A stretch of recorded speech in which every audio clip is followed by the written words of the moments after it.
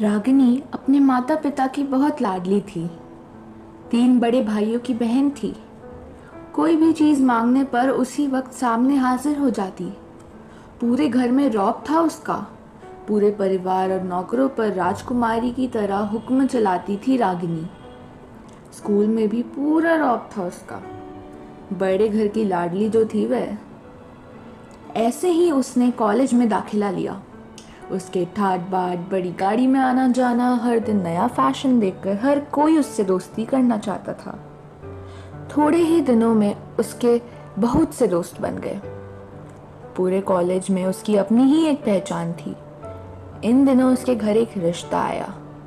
खानदानी लोग थे और पिताजी की पुरानी जान पहचान थी उनके साथ। रागिनी के साथ कोई जबरदस्ती नहीं थी, पर रागिनी ने फिर भी हाँ कर दी क्योंकि वह अपने परिवार से बहुत प्यार करती थी। वह जानती थी कि वह लोग उसका अच्छा ही सोचेंगे। लड़के का नाम सौरभ था।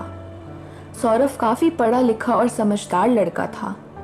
ससुराल वाले भी बहुत अच्छे थे। ससुराल में रागिनी की जगह वैसी ही थी जैसी मायके में। कोई भी कार्य रागिनी की सलाह के बिना नहीं होता था। सबकी लाडली बहू बन गई थी वह। फिर उसके घर एक बेटे का जन्म हुआ। अभय रागिनी को जान से प्यारा था। पोता पाकर ससुराल वाले तो फूल नहीं समाते थे। रागिनी कभी कभी सोचती कि उसकी किस्मत कितनी अच्छी है। उसका हर अपना उससे कितना प्यार करता है। चाहे जीवन में कैसा भी समय आए, मेरे अपने हमेशा मेरे साथ हैं। मैं कभी अकेली नहीं हो सकती। कितनी खुशकिस्मत हूँ मैं। पर शायद रागिनी की खुशियों को उसकी अपनी ही नज़र लग गई थी। एक दिन वह मायके जाने की जिद कर बैठी। सौरभ को बहुत काम था, लेकिन वह फिर भी उसे ले गया। रास्ते में उनकी गाड़ी अन्य गाड़ी से टकरा गई। रागिनी, सौरभ और अभय बहुत बुरी तरह से जख्मी हो गए। काफ़ी दिनों के इलाज के बाद अभय और सौरभ को तो ठीक हो गए, लेकिन रागिनी पूरी तरह ठीक ना हो सकी। सर पर चोट लगने के कारण वह अपनी आंखों की रोशनी खो बैठी। अब रागिनी की किस्मत जैसे उल्टे पांव चलने लगी।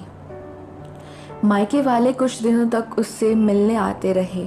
फिर कभी कभार फोन ही करके पूछ लेते कि अब कैसी हो।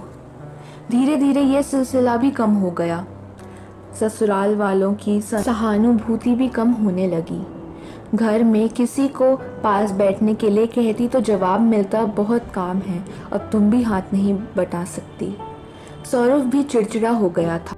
बस अभय ही था उसके साथ, जिसके साथ हंसते खेलते उसका वक्त गुजरता। एक दिन रागिनी के हाथ से कुछ सामान गिर गया, जिसकी वजह से अभय को हल्की सी चोट लग गई।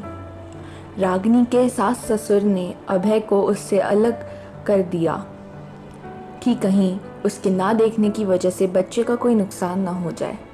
रागिनी अंदर से टूट चुकी थी।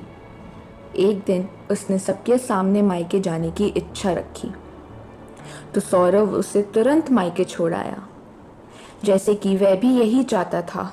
लेकिन अभय को उसके साथ नहीं भेजा गया। रागिनी कभी अभय से दूर नहीं रही थी, पर अपनी कमी के कारण उसने ज़्यादा बहस नहीं की।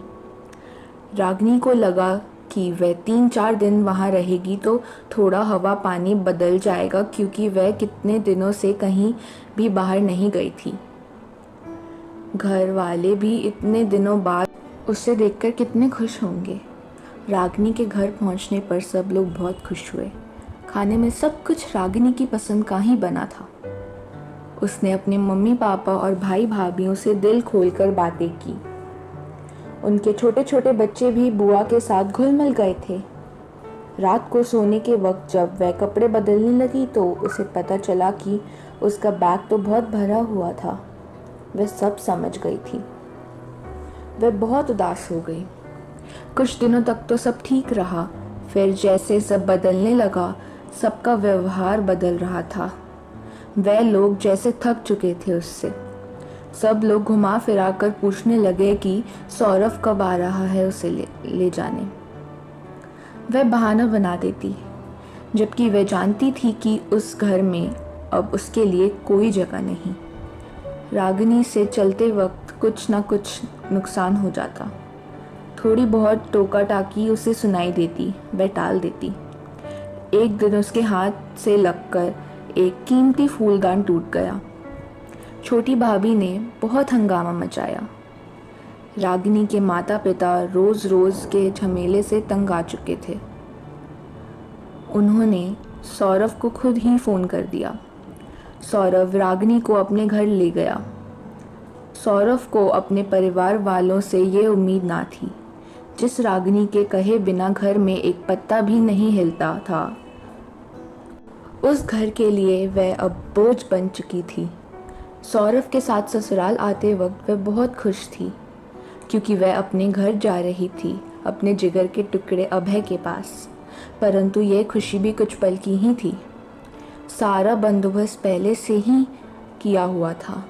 रागिनी को सीधे ऊपर वाले कमरे में पहुंचा दिया गया। अभय से दूर रहने की सख्त चेतावनी दी गई।